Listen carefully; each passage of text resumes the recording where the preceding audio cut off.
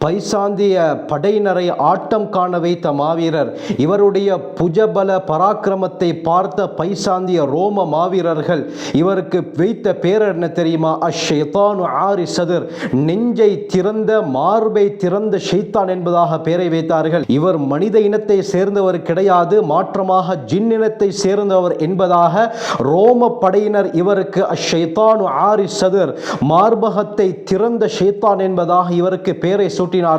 அந்த அளவுக்கு வீரம் மிக்க சஹாபி தான் திரார் பின் அஸ்வர் ரலியல்லாஹு அன்ஹு என்ற நபித்தோழர். யர்முக் யுத்தத்திலே இவருடைய வீரத்தை சாகசத்தை பார்த்த அந்த ரோம படையினர் விரண்டோடிய அந்த காட்சி இருக்கிறதே, அந்த அளவுக்கு வரலாற்றை புரட்டி போட்டது அருமையானவர்களே. அஜ்னாதேன் என்ற யுத்தத்தில் 3 டசன், அதாவது 36 பேரை ஒரேடியாக துவம்சம் செய்தவர் யார்? இந்த திரார் பின் அஸ்வர் ரலியல்லாஹு அன்ஹு.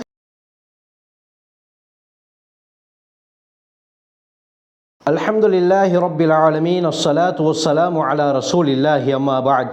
கண்ணியத்திற்குரிய இறைவனின் நல்லடியார்களே, அல்லாஹ்வின் சாந்தியும் சமாதானமும் என்றென்றும் நம் அனைவர் மீதும் உண்டாவதாக.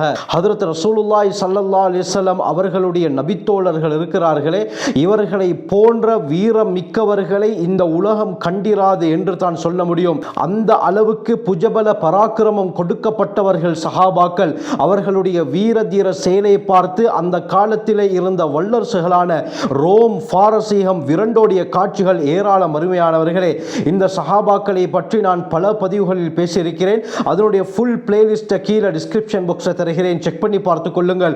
அதிகமான பிரயோஜனங்களை, அவர்களுடைய வீர வரலாறுகளை நீங்கள் அடைந்து கொள்வீர்கள். அந்த அடிப்படையில் தான் இந்த பதிவுல நாங்கள் பார்க்க இருக்கக்கூடிய மிக முக்கியமான ஒரு மாவீர சஹாபி தான் திரார் பின் அஸ்வர் ரலியல்லாஹு அன்ஹு. ஹவுலா பின்து அஸ்வர் என்ற நபித்தோழியுடைய சகோதரர் தான் திரார் பின் அஸ்வர் ரலியல்லாஹு அன்ஹு. இவர்கள் இஸ்லாத்துக்கு முன்னால் இருந்து மிகப்பெரிய வீர சஹாபியாக இருந்தார்.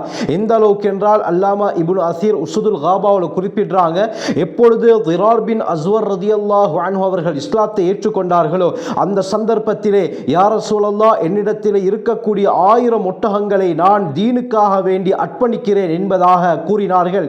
இதை பார்த்த ஸல்லல்லாஹு அலைஹி வஸல்லம் அவர்கள் இந்த சஹாபிக்காக வேண்டி துஆ செய்தார்கள். ஒரே சந்தர்ப்பத்தில் 1000 ஒட்டகங்களை சதக்கா செய்தவர் தான் திரார் பின் அஸ்வர் ரலியல்லாஹு அன்ஹு. ஸல்லல்லாஹு அலைஹி வஸல்லம் அவர்களுடைய காலத்துக்கு பின்னால ஹஜ்ரத் அபூபக்கர் சித்திக் ரலியல்லாஹுடைய காலம், உமர் பின் கத்தாப் ரலியல்லாஹு அன்ஹு அவர்களுடைய காலத்தில் நடந்த பல யுத்தங்களில் இவர் கலந்து கொண்டு தங்களுடைய வீர சாகசத்தை நிலைநாட்டினார். எந்த அளவுக்கு என்றால் ஹிஜ்ரி 13வது வருடம், கிறிஸ்துக்கு பின் 634வது வருடம் பலஸ்தீனிலே நடந்த அந்த அஜ்னாதேன் என்ற யுத்தத்தில் தங்களுடைய வீர சாகசத்தை வெளிப்படுத்தினார்கள். அந்த ரோம படையினருக்கு எதிராக நடந்த யுத்தத்தில், அந்த யுத்தத்தில் மட்டும் ஒரே சந்தர்ப்பத்தில் 36 பேரை, 3 டசன் வீரர்களை இவர் துவம்சம் செய்தார்கள் என்றால் இவருடைய வீரம் எந்த அளவுக்கு ஆச்சரியமானது என்பதை யோசித்து பார்க்க வேண்டும். அதற்கு பிறகு யர்முக்குடைய யுத்தம் ஹிஜ்ரி 15வது வருடம், கிறிஸ்துக்கு பின் 636வது வருடம் நடக்கிறது. முக்கியமான யுத்தம் அருமையானவர்களே. ரோமர்கள் பைசாந்திய அரசுக்கும் முஸ்லிம்களுக்கும் மத்தியிலே நடந்த இந்த யுத்தத்திலே ஒரு சந்தர்ப்பத்தில் முஸ்லிம்கள் ரோமர்களுடைய அந்த படையினரை பார்த்து பின்வாங்க ஆரம்பித்தார்கள். இந்த நேரத்தில் அபூ ஜஹலுடைய மகன் இக்ரிமா ரலியல்லாஹு அன்ஹு அவர்கள் 400 சஹாபாக்களுடன் மரணத்துக்காக வேண்டி பைஅத் செய்தார்கள். எங்களுடைய உயிர் போனாலும் நாங்கள் புறமுதுகிட்டு ஓட மாட்டோம், நாங்கள் முன்னால் இருந்து இவர்களை எதிர்ப்போம் என்பதாக பைஅத் செய்தார்கள். இவர்களுடன் சேர்ந்து 400 வீரர்கள், 400 சஹாபாக்கள் பைஅத் செய்தார்கள். அதிலே ஒருவர் தான் திரார் பின் அஸ்வர் ரலியல்லாஹு அன்ஹு அவர்கள். அருமையானவர்களே, இவர்கள் அதிகமான யுத்தத்திலே யுத்தம் செய்யும் பொழுது எந்த ஒரு கவச ஆடையும் இல்லாமல் தங்களுடைய நெஞ்சை திறந்தவாறு தான் இவர் வெறுமேலுடன் தான் யுத்தம் செய்வார்கள். இவருடைய இந்த புஜபல பராக்கிரமத்தை பார்த்து, அவருடைய அந்த பொடியை பார்த்த ரோமர்கள் பயந்து நடுங்கினார்கள். அந்த அளவுக்கு அவருக்கு ஆச்சரியமான உடல் வாக்கு கொடுக்கப்பட்டிருந்தது. மிகப்பெரிய வீரராக இருந்தார்கள். இவர்கள் அதிகமான யுத்தத்திலே எந்த ஒரு கவசாடை இல்லாமல் மேல் ஆடை கூட அணியாமல் வெறுமேலுடன் யுத்தம் செய்வதால் இவருடைய புஜபல பராக்கிரமத்தை பார்த்த பைசாந்திய படையினர், ரோம படையினர் அஞ்சி நடுங்கினார்கள். அதனால் அவர்களை இந்த சஹாபிக்கு ஒரு பேரை சூட்டினார்கள். அஷ்ஷைத்தானு ஆரி சதுர், நெஞ்சை திறந்த ஷைத்தான் என்பதாக இவருக்கு பேர் சூட்டினார்கள். இவர் மனித குலத்தை சேர்ந்தவர் கிடையாது, இவர் ஜின்னினத்தை சேர்ந்தவராகத்தான் இருக்க வேண்டும் என்பதற்காக வேண்டி இவ்வாறு ஒரு பேரை சூட்டினார்கள். அந்த மரணத்திற்கு உடன்படிக்கை செய்த 400 பேர்களில் ஹஜ்ரத் திரார் பின் அஸ்வர் ரலியல்லாஹு அன்ஹு அவர்களும் இருந்தார்கள். இந்த 400 பேர் சக்தி வாய்ந்த அந்த பைசாந்திய படையினரை ஓட விரட்டி அடித்தார்கள். அதற்கு பிறகு இஸ்லாமிய படைகள் உதவிக்கு வந்தன. அதற்கு பிறகு அல்லாஹ் சுப்ஹானஹு வ தஆலா யர்மூக்கில் மிகப்பெரிய வெற்றியை இஸ்லாத்திற்கு கொடுத்தான். இந்த யர்மூக் யுத்தம் எப்படி நடந்தது என்பதை பற்றி இன்ஷா அல்லாஹ் இன்னொரு பதிவில் நான் தெளிவாக பேசுகிறேன்.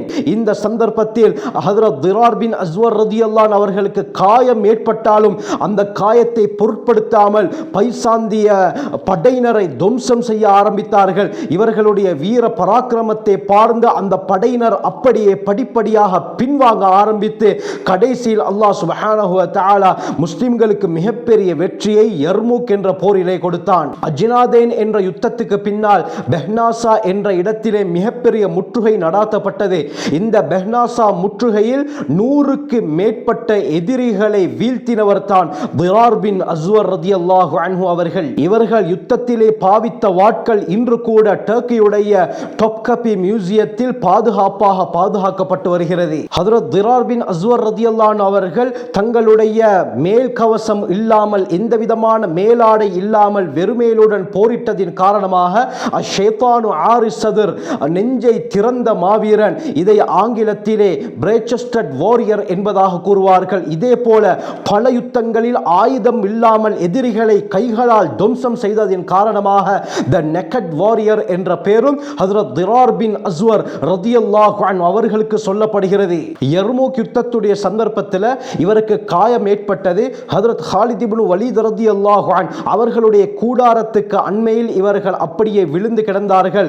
அந்த காயத்தையும் பொருட்படுத்தாமல் எழுந்து நின்று எதிரிகளுடைய படையிலே சென்று தங்களுடைய சாகசத்தை காட்ட ஆரம்பித்தார்கள். இதை பார்த்த எதிரி படையினர் இவர் உண்மையிலேயே மனிதனா அல்லது ஷைத்தானா என்று வியக்கக்கூடிய அளவுக்கு இவர்களுடைய வீர தீர செயல் அன்றைய யர்மூக் யுத்தத்திலே இருந்தது. அருமையானவர்களே, யர்மூக் யுத்தத்துடைய கடைசி நாளில் காலித் இப்னு வலீத் ரலியல்லாஹு அன்ஹு அவர்கள் திரார் இப்னு அஸ்வர் ரலியல்லாஹு அவர்களுக்கு முக்கியமான ஒரு பொறுப்பை கொடுத்தார்கள்.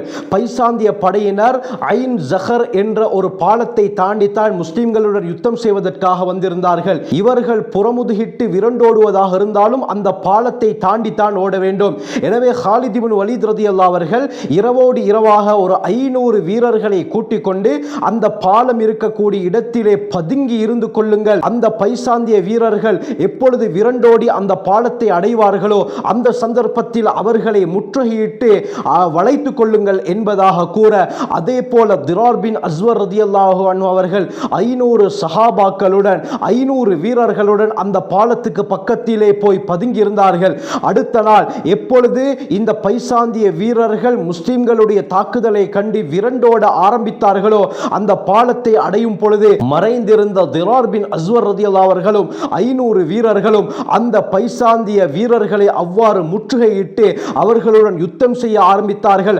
அதிலே அவர்களுடைய முக்கியமான தளபதியாக இருந்த தியடோர் என்பவனும் அந்த யுத்தத்திலே கொல்லப்பட்டான். அதற்கு பிறகு அல்லாஹ் மிகப்பெரிய வெற்றியை யர்மூக்கிலே முஸ்லிம்களுக்கு கொடுத்தார். ஆகவே இந்த யர்மூக் யுத்தத்தை முஸ்லிம்கள் வெற்றி கொள்வதற்கு முக்கியமான காரணமாக இருந்தது அஷ்ஷைத்தானு ஆரி சதுர் என்று சொல்லப்படக்கூடிய தி நெக்கட் வாரியர், தி பிரேச்சஸ்டட் வாரியர் என்று சொல்லப்படக்கூடிய ஹஜ்ரத் திரார் பின் அஸ்வர் ரலியல்லாஹு அன்ஹு அவர்கள் தான். அருமையானவர்களே, இது போன்ற இன்னும் வீரமிக்க எத்தனையோ சஹாபாக்கள் நபி அவர்களுடைய சபையில் இருந்திருக்கிறார்கள். வரக்கூடிய பதிவுகளில் இன்ஷா அல்லாஹ் இவர்களை பற்றி தனித்தனியாக பார்ப்போம். சஹாபாக்களுடைய வரலாறுகளை தெளிவாக அறிந்து அல்லாஹ்வுடைய நெருக்கத்தை பெறக்கூடிய கூட்டத்திலே அல்லாஹ் நம் அனைவரையும் சேர்த்தருள்வானாக. ஜஸாக்குமுல்லாஹு கைர். வ ஆகிரு தஅவானா அல்ஹம்துலில்லாஹி ரப்பில் ஆலமீன்.